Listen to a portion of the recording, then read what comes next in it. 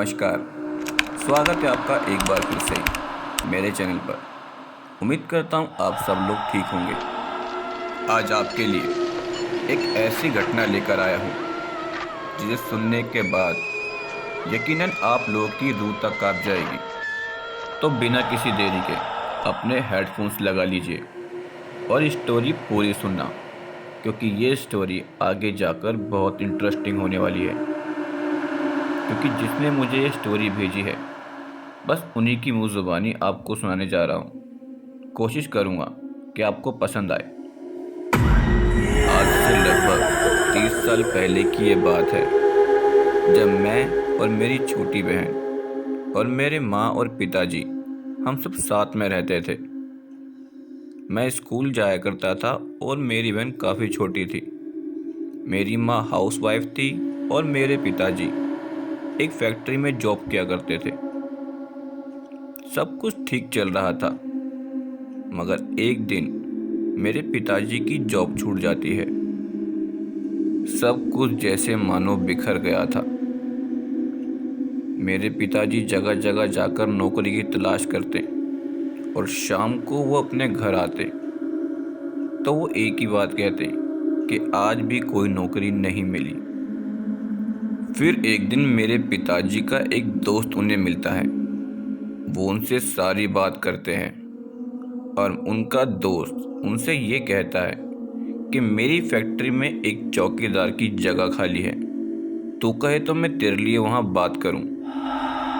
और मेरे पिताजी हाँ कर देते हैं। पिताजी घर पर आके सब कुछ माँ को बताते हैं।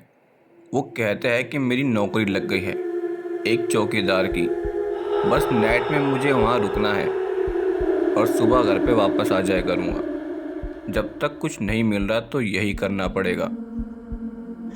वो पहली रात जब मेरे पिताजी ड्यूटी पर थे, रात के करीब 1 बजे का टाइम था। मेरे पिताजी की आंख लग चुकी थी। अचानक से उनकी आंख खुलती है और वो देखते हैं उनके सामने एक औरत बैठी थी जो पुराने से लिबास में थी। उसने अपना मुंह घूंघट से ढक रखा था। मेरे पिताजी उसे देख के डर जाते हैं और उससे पूछते हैं, आप कौन और इतनी रात को यहाँ क्या कर रही हैं? वो बोलती है कि मैं यहीं पास में रहती हूँ और यहाँ से कई बार गुजरती हूँ, मगर मैंने आपको यहाँ पहली बार देखा है। आप कौन हैं? तब मेरे पिताजी उसे बताते हैं और ऐसे ही बात करते करते सुबह के 4 बजने वाले होते हैं और वो अचानक से उठती है और वहाँ से जाने लगती है। वो बिना कुछ बोले बस वहाँ से चली जाती है। ये मेरे पिताजी को थोड़ा अजीब तो लगता है, पर वो उसे कुछ नहीं कहते।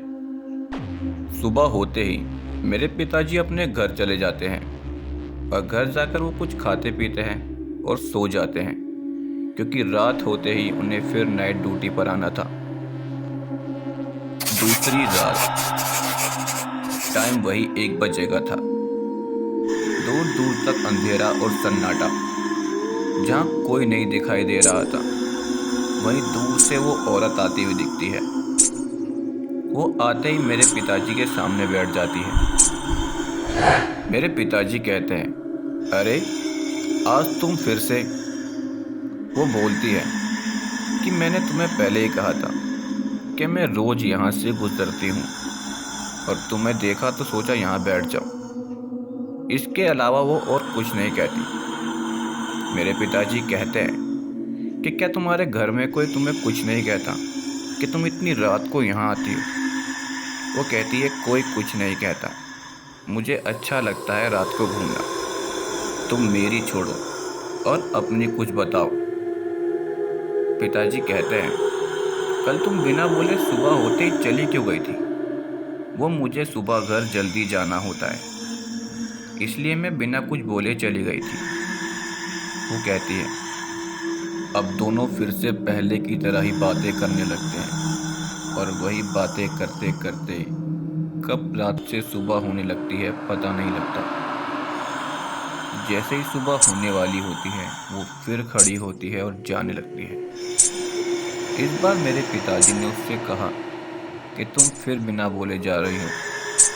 वो पीछे मुड़ के तक नहीं देखती और बिना कुछ कहे वहां से चली जाती है। मेरे पिताजी को ये काफ़ी अजीब लगा कि रात भर तो मुझसे बातें करती है अच्छी भली, और सुबह होते ही अचानक गायब सी हो जाती है। कल रात को इससे पूछ के ही रहूँगा कि आखिर ये क्या माजरा है। जैसे ही सुबह होती है, पिताजी अपने घर लौट जाते हैं और वही फिर कुछ खाते पीते हैं और सो जाते हैं। अब शाम की चाय के लिए माँ उन्हें उठाती है। पिताजी सोचते तो है कि माँ को बता दूं, मगर वो कुछ नहीं बताते। और कुछ ही देर में मेरे पिताजी ड्यूटी के लिए तैयार हो जाते हैं और अपने घर से निकल जाते हैं। तीसरी रात,